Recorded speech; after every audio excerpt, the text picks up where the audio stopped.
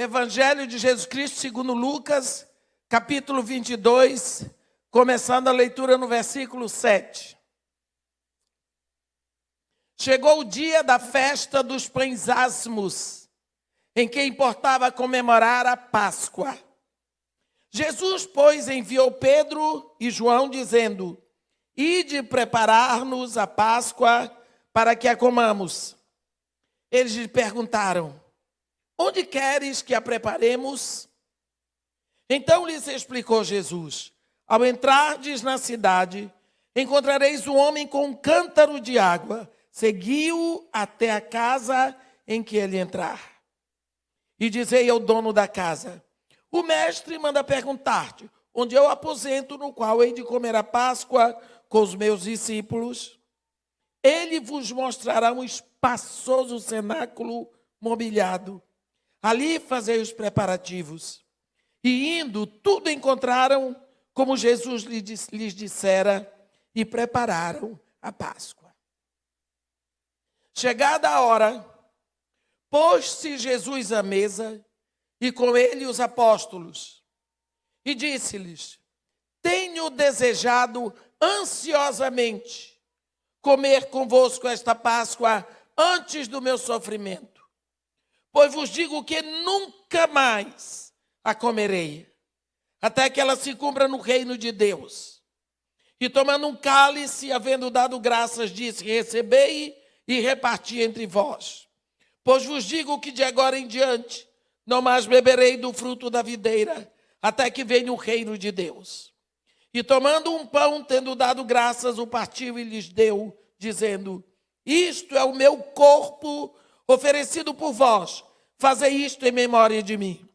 Semelhantemente, depois de cear, tomou o cálice, dizendo: Este é o cálice da nova aliança no meu sangue derramado por vós. Amém. Os irmãos podem sentar. Uma das coisas que nós gostaríamos de lembrar um pouco é que a Páscoa é uma festa dos judeus. A Bíblia, quando se refere a Páscoa, diz Páscoa dos judeus. E a Páscoa nos lembra o dia em que, aliás, a noite, em que o anjo da morte visitou a terra do Egito e deixou em cada casa pelo menos um morto, porque foram mortos todos os primogênitos dos homens e dos animais. A Páscoa celebra a saída do povo da terra do Egito. Nós lembramos que Páscoa envolve cordeiro. E quando nós pensamos nisso, nós lembramos a maior profecia bíblica. É a profecia do cordeiro. É a profecia que começa em Gênesis, vai até Apocalipse e continua por toda a eternidade. Mas de quem é essa profecia? O primeiro profeta da Bíblia, mencionado pelo próprio Deus, é Abraão. Quando no capítulo 20 de Gênesis, Deus diz a Abimeleque: restitui a mulher ao seu marido, porque ele é profeta. E ele intercederá por ti e tu viverás. Se, porém, não lhe devolveres, sabes que morrerás tu e tudo o que é teu. Então, quem diz que Abraão era profeta é o próprio Deus. Mas aí você diz: mas qual foi a profecia de Abraão? Qual é o livro profético de Abraão? Abraão profetizou uma vez. E a profecia foi a profecia do cordeiro. Quando Deus diz a ele: Abraão, vai à terra de Moriá e lá sobre um dos montes oferece em holocausto a mim o teu único filho que amas. Ele vai à terra de Moriá e ao terceiro dia ele avista o monte. Então ele diz para os seus trabalhadores: ficai aqui com o jumento, eu e o menino subiremos e, havendo adorado, voltaremos. No meio do caminho, Isaac diz para ele: pai, aqui eu tenho a madeira, tu tens o fogo, tu tens o cutelo, mas e o cordeiro para o holocausto? Onde está o cordeiro para o holocausto? E aquele pai, com o coração sangrando, chorando por dentro, olhou para o filho e disse: Jeová Jiré, o Senhor proverá para si o cordeiro. Nesse momento, Isaac é um tipo cristológico, que subiu aquele caminho carregando a madeira para ser sacrificado nela. Como um dia Jesus também subiu carregando a madeira da cruz para ser sacrificado nela. E quando chegou lá, na hora de sacrificar Isaac, Abraão ia descendo o martelo, o cutelo, quando Deus disse: Abraão, e ele: eis-me aqui, Senhor. Chega. Como tu não me negaste o teu único filho que amas em holocausto, eu juro por mim mesmo que não negarei o único filho que eu tenho, o único filho que eu amo, em holocausto por ti, pela tua descendência. E Abraão olhou e tinha um cordeiro para substituir Isaac na morte. Olhe bem essa figura bíblica. Abraão subindo aqui com o filho, chorando, sofrendo, sangrando no coração. Subindo. Cada passo era uma dor ainda maior. Ele não sabia que no outro lado Deus vinha subindo um cordeiro para morrer no lugar do filho dele. Assim você, às vezes, está andando há tanto tempo com uma dor, com um problema, com um pedido, e você nem sabe que Deus está indo na mesma velocidade com a solução, com a resposta. Não é? Deus é assim. Mas por que Deus não avisou Abraão? Porque não era da conta dele. Assim não é da sua conta o que Deus está fazendo, mas Ele está fazendo. E quando Abraão viu o cordeiro, Abraão retirou o filho e sacrificou a Deus o cordeiro. Essa revelação do cordeiro é a profecia de Abraão. E é uma profecia, é uma revelação progressiva na Bíblia. Porque você vai ver aqui um cordeiro morrendo por uma pessoa, substituindo a morte de uma pessoa. Mas na Páscoa, você vai ver um cordeiro morrendo por uma família. Na festa da expiação, um cordeiro por uma nação. Porque Deus tem um cordeiro para toda a humanidade. Então você vê como é progressiva a revelação do cordeiro. Só que agora chega na Páscoa.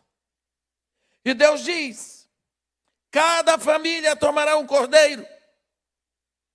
E Ele dá toda a especificação do cordeiro. E diz: deste modo comereis o cordeiro. Lombos cingidos, sandália nos pés, cajado na mão. Era hábito do povo, quando entrava em casa, tirava a sandália, botava perto da porta. Pegava o cajado, encostava assim. E a capa pendurava perto da porta. Estava na hora de sair, pegava a capa, calçava a sandália, pegava o cajado e ia embora. Assim como você hoje pega a chave do carro, não é? Eles pegavam, mulher pega a bolsa, não é? Então assim eles faziam. O que significa? Vocês se vestem, se calçam, pegam o cajado e comem o cordeiro. O que significa isso?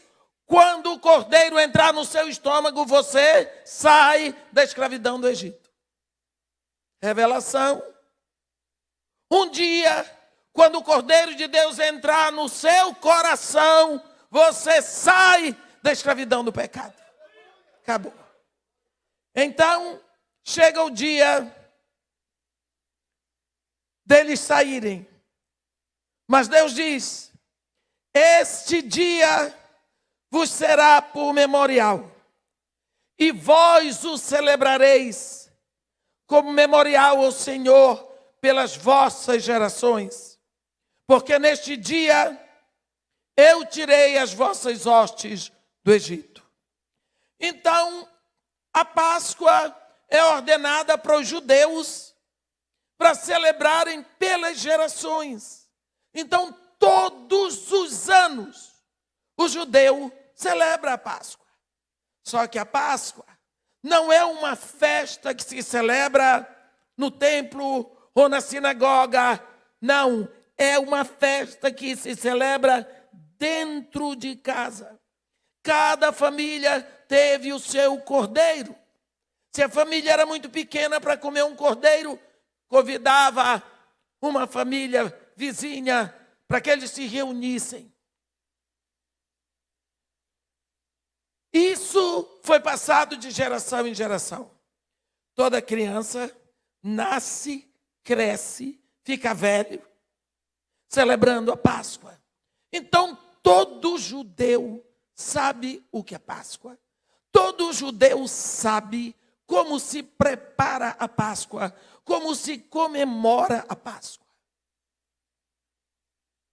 Agora, nós vemos primeiro ano de ministério de Jesus. Páscoa.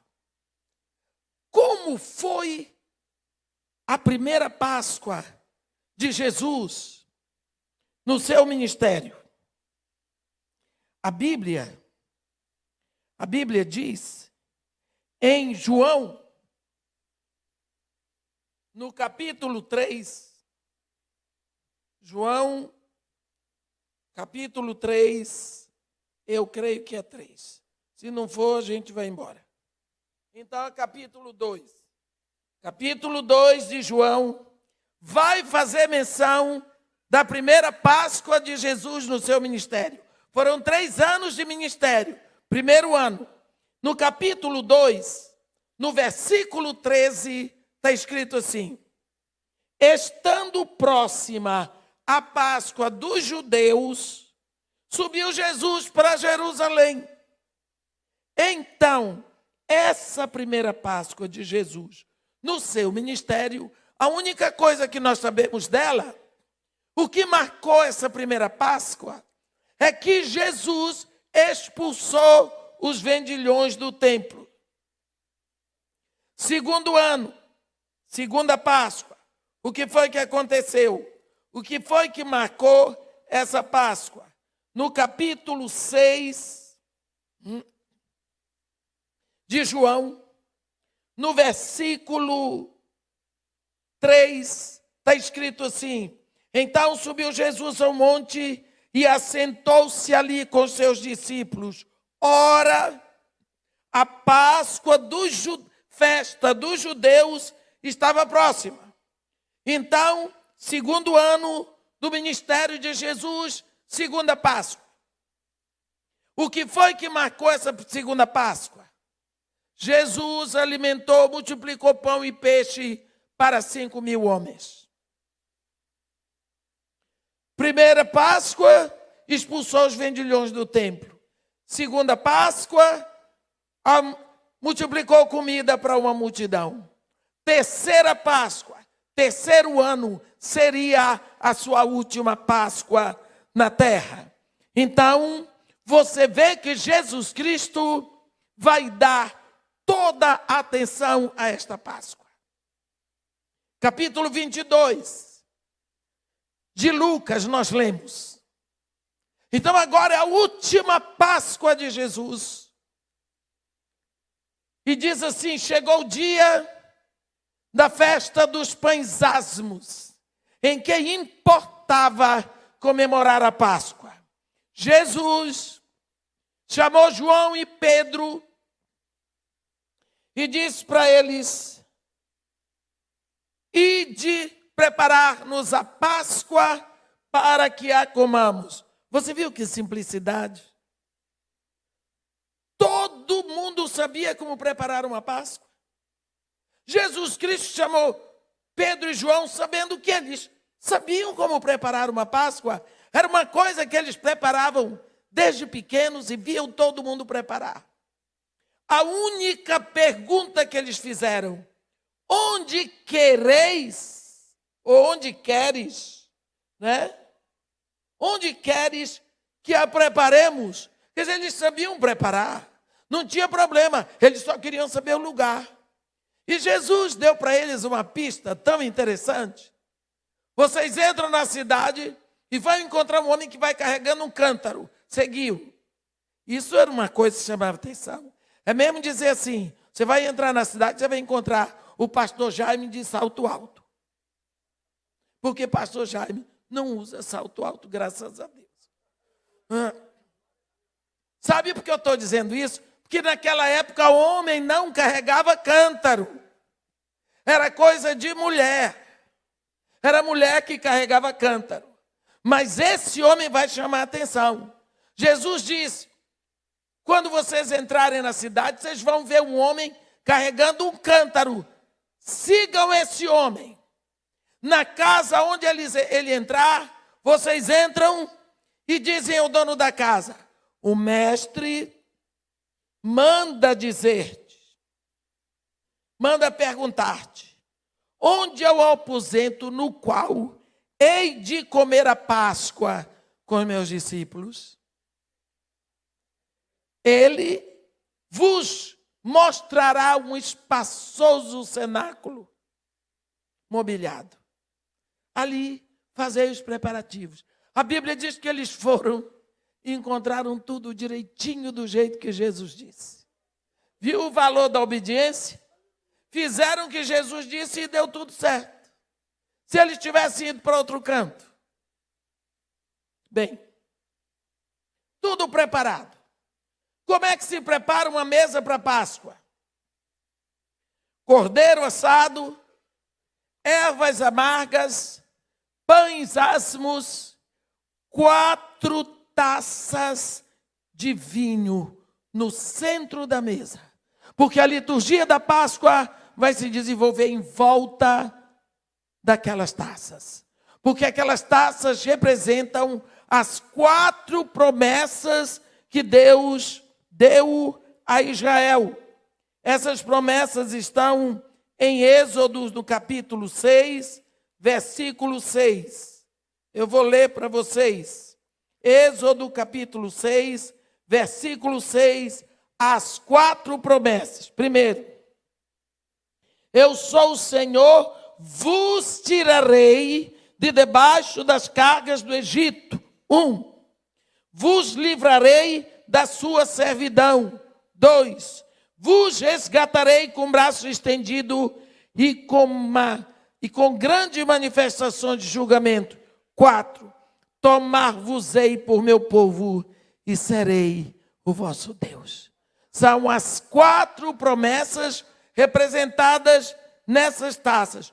Toda a liturgia da Páscoa vai ser em volta dessas taças. Primeira coisa, está ali: cordeiro assado, ervas amargas, pães asmos, as 4 taças de vinho. Todo mundo em volta, a família em volta da mesa. Levanta-se o pai da família. Eu disse para os irmãos, a Páscoa é uma festa absolutamente familiar. O pai de família pode ter sido mais relapso o ano todo, mas agora ele vai ter que ser o sacerdote. Ele se levanta, ele faz a oração e ele levanta a primeira taça, que se chama Kiddush. E essa taça significa a taça da santificação, a taça da unção. Então, ele explica por quê. e agradece a Deus que eles são um povo ungido, um povo separado de todas as nações. E ele então passa aquela taça que vai andando de um em um na mesa, todos bebem um pouco e o que sobrar vem para ele e ele bebe. Acabou a primeira taça. Agora vem a taça onde eles vão comer o cordeiro e as ervas amargas. E em seguida ele levanta a segunda taça, que se chama Hagadash. É a taça da explanação, em que um dos filhos na mesa pergunta: por que a Páscoa é uma refeição separada de todas as outras? Então, esse líder, esse pai, ele vai explicar o que aconteceu no Egito e o que Deus fez, e como Deus tirou o seu povo do Egito com braço estendido e mão poderosa e grandes manifestações de poder. Então, ele levanta a segunda taça e passa. É a taça da explanação. Quando volta para ele, ele bebe, vai para a terceira taça, que é a taça de ação de graças, em que agora eles dão graças por todas as coisas que Deus fez, mas ele então toma o pão e ele aponta para todos da mesa e diz: este é o pão da aflição que nossos pais comeram na terra do Egito. Tomai, parti, comei. Este é o pão que os nossos pais comeram na terra do Egito. Essa é a hora de muita emoção na mesa da Páscoa. Eles choram muito. E então, eles comem aquele pão. E passa a terceira taça, que é a taça de ação de graças. Chega nele, ele bebe e devolve. Aí vem a quarta taça, que é a taça do grande Halel, do Salmo 136, em que eles cantam como se fosse em forma de cânone. Acabou a celebração da Páscoa. É muito rápida, é diferente de todas as outras, e eles preparam com tanto esmero. Todo judeu sabe disso. Todo judeu aprende a fazer isso. E nesse dia aqui, nessa noite, havia na mesa que Jesus mandou preparar 13 judeus. Os 12 discípulos e Jesus Cristo, todos acostumados a comer a Páscoa desde pequenininhos. Agora, depois de estar tudo pronto, estão os 12 sentados e Jesus chega lá, em pé. Ele olha para todo mundo. A Bíblia não diz isso, isso é coisa minha. Olhou, amou e disse: eu tenho desejado ansiosamente comer convosco esta Páscoa antes do meu sofrimento. Pois eu vos digo que nunca mais a comerei, até que esta Páscoa se cumpra no reino de Deus. Tomou um cálice e diz: deu graças, recebei e reparti entre vós. Pois vos digo que de agora em diante não mais beberei do fruto da videira, até que venha o reino de Deus. Jesus Cristo começou a celebração da Páscoa judaica como todos conheciam. Eles sabiam de cor o andamento daquela liturgia. Não é? Foi para a segunda taça, Hagadash. Quando chegou na terceira taça, eles comeram. Mas quando foi na hora do pão, Jesus Cristo tomou o pão e todos sabiam que ele ia dizer: este é o cálice, é o pão da aflição que os nossos pais comeram na terra do Egito. Todo mundo estava preparando ali, eram 12 homens adultos. Mas em vez disso, Jesus Cristo diz: este, tomai, parti entre vós, comei, isto é o meu corpo. Pensa no choque que foi isso ali. De uma hora para outra, todo mundo disse: que é isso que está acontecendo aqui? Tem alguma coisa diferente? Que é? O que é isso que está acontecendo? Este é o meu corpo.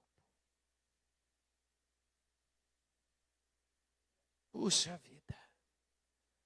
O que será que Jesus estava dizendo com aquilo? Eu não sei o que você comeu antes de vir para cá. Mas se você comeu um pedaço de pudim de coco, quando você chegou aqui, você lembrou: o médico me proibiu comer coco, porque senão eu morro. Você pega e corre para o médico: doutor, o senhor disse que eu não podia comer coco, senão eu vou morrer. Eu comi coco, esqueci. Eu queria que o senhor aqui fizesse uma cirurgia, tirasse de mim um pudim que eu comi. O médico vai dizer: não adianta mais. O pudim, o coco que você comeu, está espalhado em você, está dissolvido em você, já está na sua corrente sanguínea. Não dá para separar. Quando Jesus diz: tomai, parti, comei, isto é meu corpo, ele está dizendo: assim como este pão vai estar dissolvido em você, de tal maneira que ninguém vai poder separá-lo de você, é assim que eu quero estar. Eu quero estar tão dissolvido em você.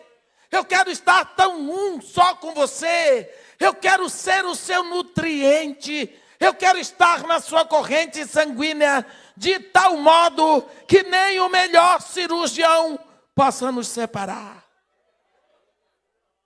Eu quero ser o alimento de vocês. E quando ele toma o cálice, ele diz: este é o cálice da nova aliança no meu nome, no meu sangue. Olha que Jesus está se referindo a uma aliança específica.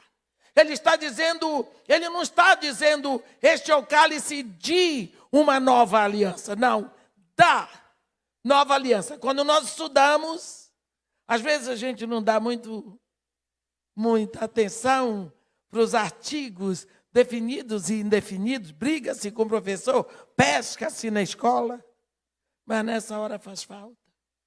Como faz falta na exegese, quando você não estudou bem os artigos e os substantivos e as vírgulas, e como faz falta.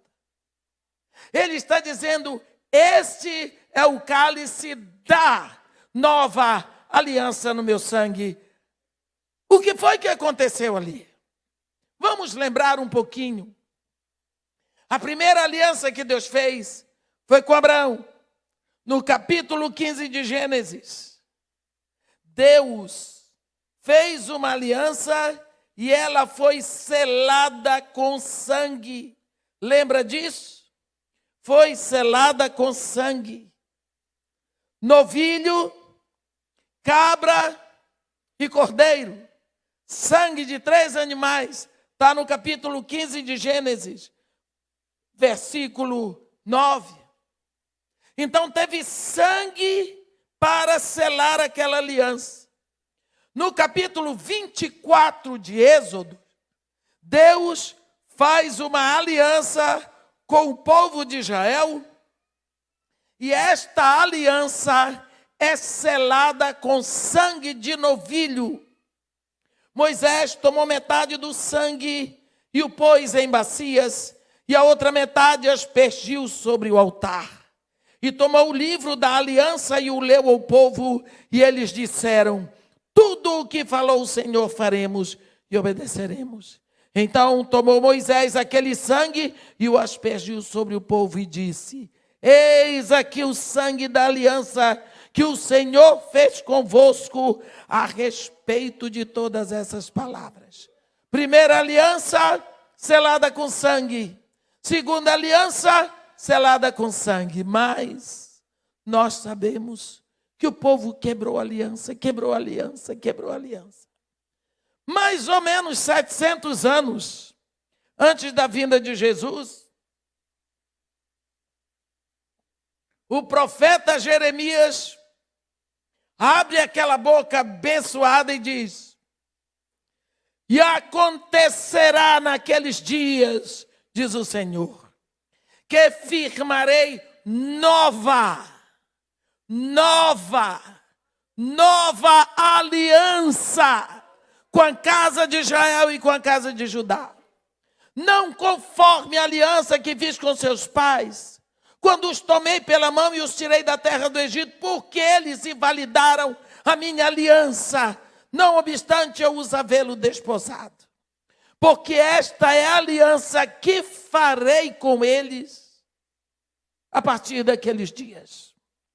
Nas suas mentes imprimirei as minhas leis, também no seu coração eu as escreverei. Eles serão meu povo, eu serei o seu Deus. Não ensinará mais um outro dizendo: conhece o teu Deus, porque todos me conhecerão, desde o menor até o maior, porque para com eles usarei de misericórdia, e dos seus pecados jamais me lembrarei. Você sabe o que aconteceu?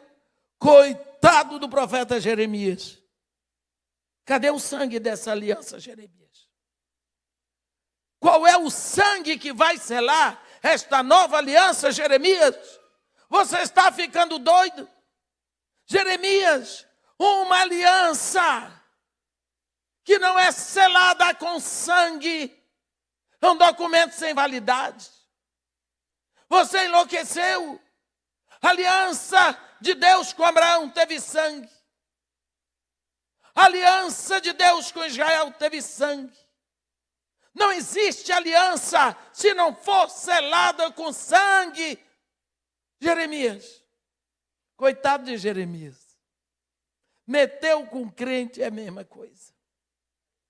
E aí agora, Jeremias, sabe que Jeremias caiu no descrédito.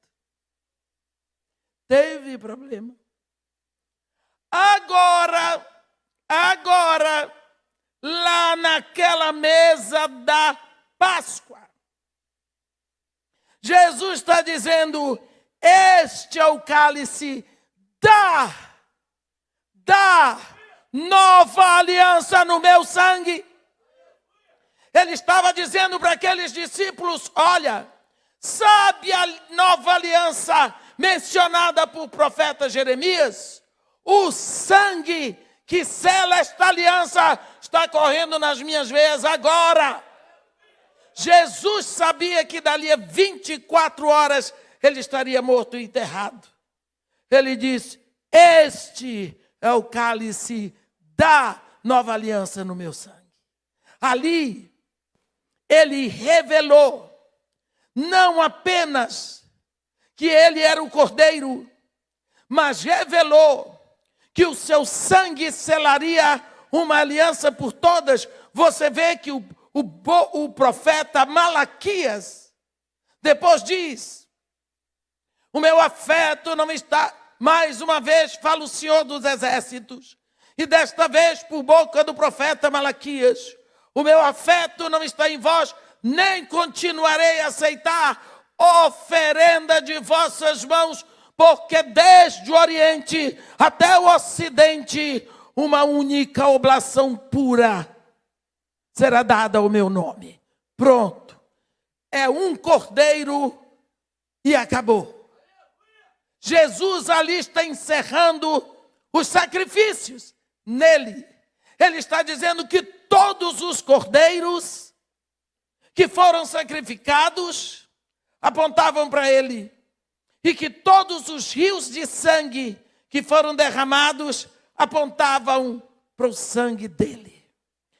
É tão importante isso, meus irmãos, que quando Paulo, ele é arrebatado da terra para receber a revelação do evangelho a ser pregado para os gentios, você lembra que Paulo diz que foi ficar 3 anos no deserto da Arábia e em Damasco, ele diz, para conhecê-lo e o poder da sua ressurreição e a comunhão com os seus sofrimentos, conformando-me com ele na sua morte. Ele diz, foi por esse tempo que eu recebi a revelação do evangelho das insondáveis riquezas de Cristo. Jesus arrebata Paulo e ensina para ele o evangelho, para ele pregar aos gentios. Sabe o que foi que Jesus ensinou? A ceia. Você sabe que a única carta que menciona a ceia é Coríntios, escrita pelo apóstolo Paulo, no capítulo 11. 1 Coríntios 11, no versículo 23, ele diz, porque eu recebi do Senhor o que também vos entreguei, que o Senhor Jesus, na noite em que foi traído, tomou o pão, e tendo dado graças, o partiu e disse, isto é o meu corpo, que é dado por vós, fazei isto em memória de mim. Por semelhante modo, depois de haver ceado, tomou também um cálice, dizendo, este cálice é a nova aliança no meu sangue. Fazei isto todas as vezes que o beberdes, em memória de mim. Porque o versículo,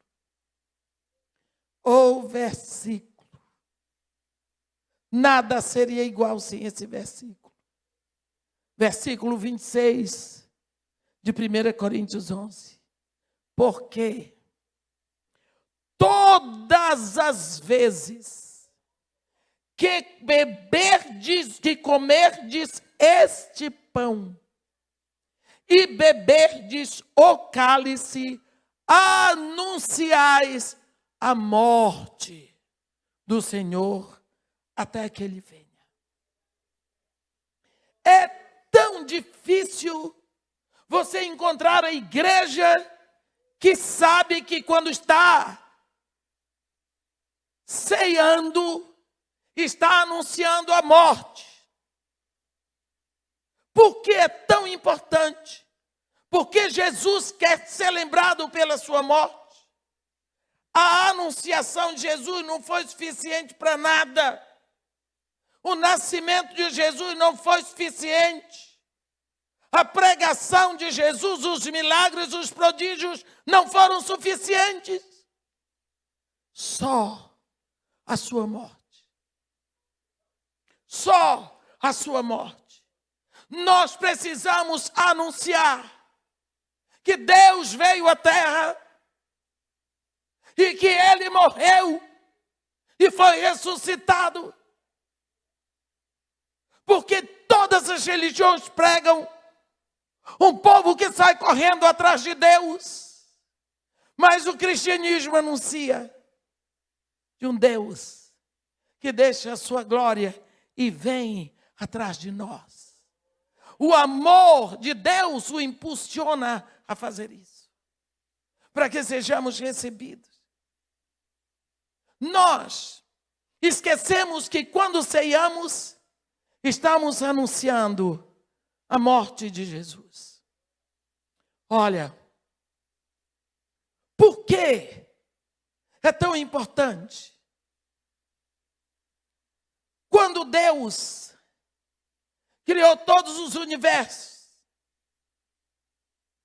Ele separou no meio do universo um planetinha, a Terra.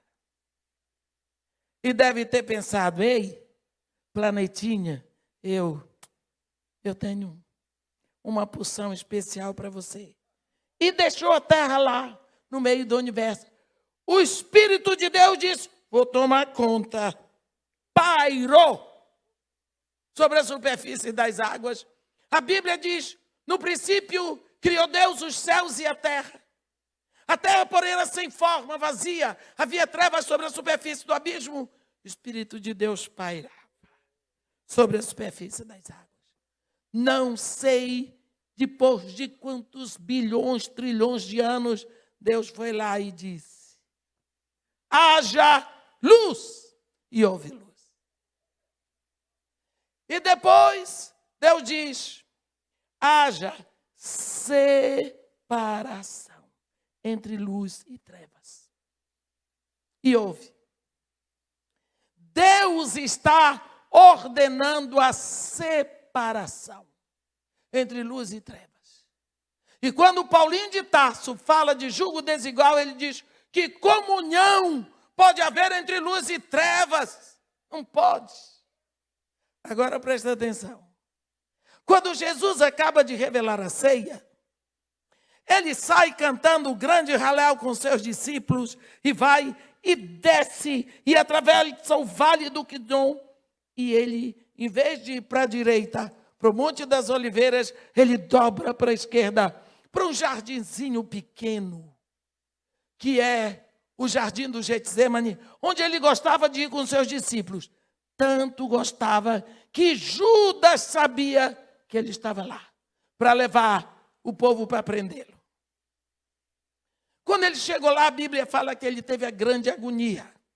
E a Bíblia registra que Jesus Cristo orou 3 vezes a mesma oração.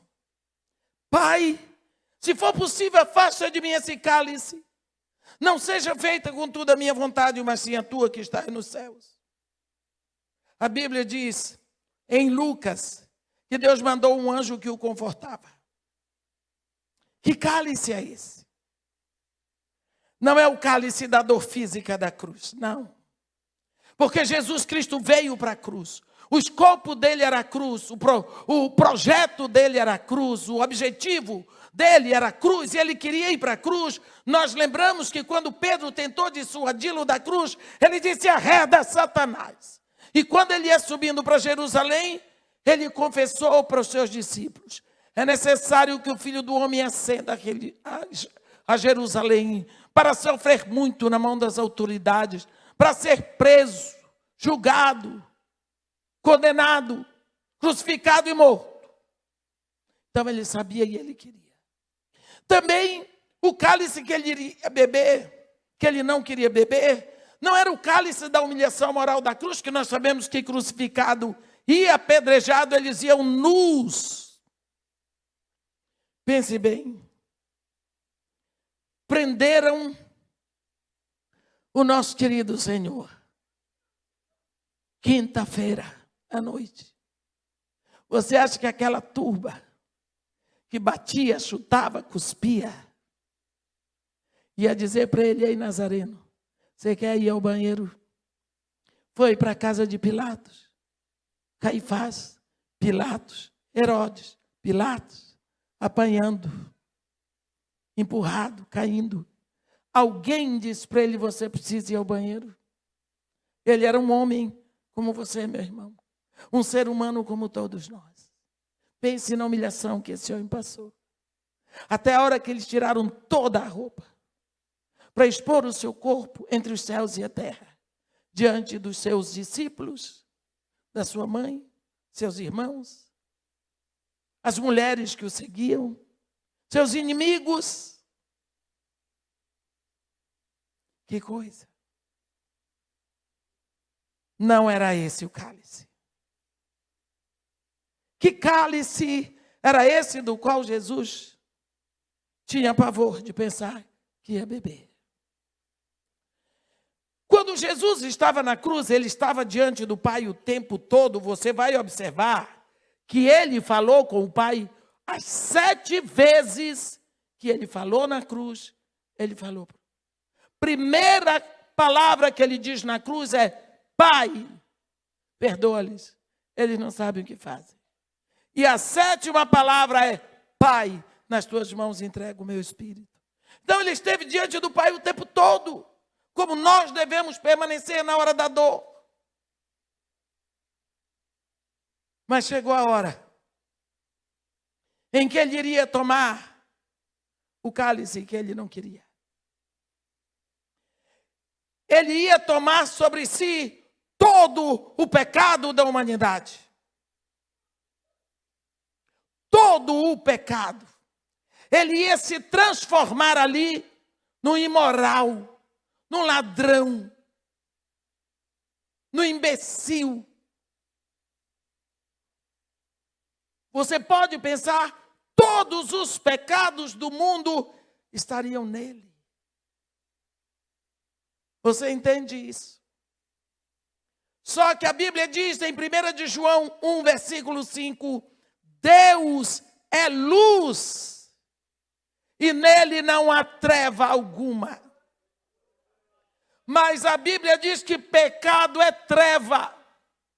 Jesus se transforma numa pústula de pecado, ele é treva pura.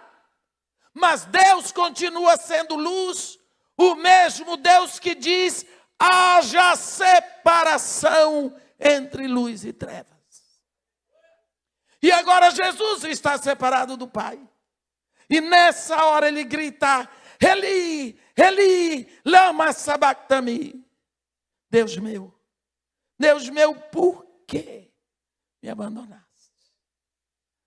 Esse é o seu grito. Esse era o nosso grito.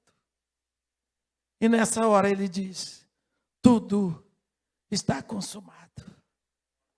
Pai, nas tuas mãos eu entrego o meu espírito. Cumpriu a última profecia. A minha vida ninguém me toma. Pelo contrário, eu voluntariamente a dou. Tenho poder para dá-la, tenho poder para reavê-la. Este mandato eu recebi do meu Pai. Ele entrega o Espírito.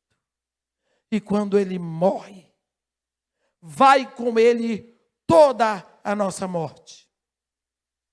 Vai com ele toda a nossa maldição. A separação de Deus vai com Jesus para a sepultura. E ele vai naquela sepultura, enterra toda a maldição que estava sobre nós. E quando ele ressuscita, a nossa morte ficou lá. A nossa separação de Deus ficou lá. E ele diz aí, ó morte, cadê a tua vitória? E aí o inferno, cadê o teu aguilhão? Porque o aguilhão do inferno é a morte. E aí, o amor é mais forte do que a morte, porque o amor ressuscita. E a morte fica no túmulo. Ele foi ali levar a sua morte e a minha, a sua separação e a minha. E ele ressuscita e nele todos nós estamos ressuscitados. Por isso, a morte de Jesus é o máximo. É o máximo. Porque nós não precisamos mais temer a morte. Eu gosto quando o rei Davi diz: ainda que eu ande no vale da sombra da morte. Por quê? A morte passou a ser uma sombra. O leão ataca, mas a sombra do leão não ataca ninguém. A serpente pica, mas a sombra da serpente não pica ninguém. A morte amedronta, mas não mata ninguém. Porque nós já temos a vida eterna, que nos foi possível pela morte de Jesus. Por isso, todas as vezes que comemos deste pão, bebemos deste cálice, anunciamos a morte. Ele diz: todas as vezes que o fizerdes, fazei-o em memória de mim. Não é em memória do dos cordeiros que foram mortos em todas as Páscoas, mas de mim. Portanto, meus irmãos, é tão bom poder cearmos juntos e sabermos que há quantos anos nós estamos aqui anunciando juntos a morte de Jesus, porque nele todos nós morremos para na sua ressurreição termos a salvação. Todas as vezes que comerdes deste pão e beberdes deste cálice, anunciais a morte do Senhor até que Ele venha. Amém.